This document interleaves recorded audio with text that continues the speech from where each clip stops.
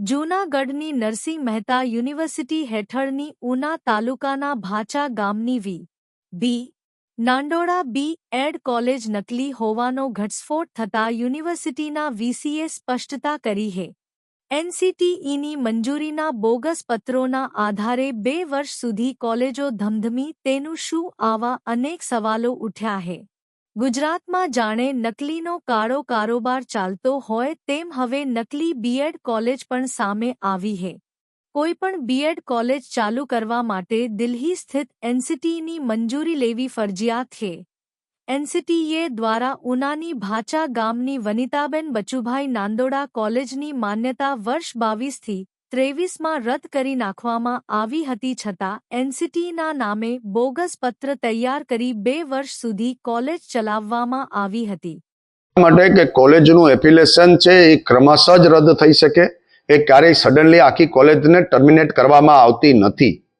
એટલે વિદ્યાર્થીએ જે કંઈ ડિગ્રી લીધી છે, યુનિવર્સિટીની ડિગ્રી લીધી છે, એની ડિગ્રીને કોઈ આંચ આવી શકે નહીં અને વિદ્યાર્થીના હિતમાં જ યુનિવર્સિટી નિર્ણય લઈ શકે.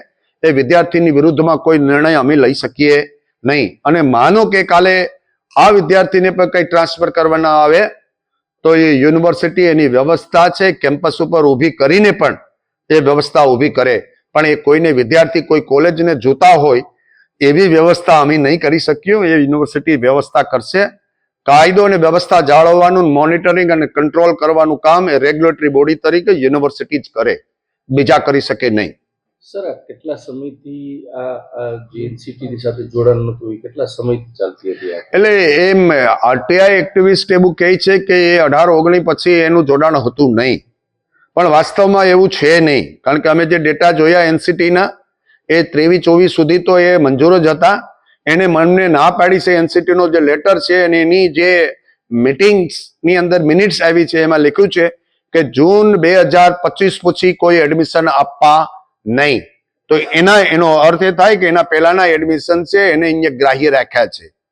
એટલે અમે એના વિશે જ્યાં સુધી અમને એનસીટી કંઈ ન કહે ત્યાં સુધી અમે એના વિશે કોઈ મારી સંસ્થા વિશે ગેરશિસ્ત ફેલાવી શકીએ નહીં.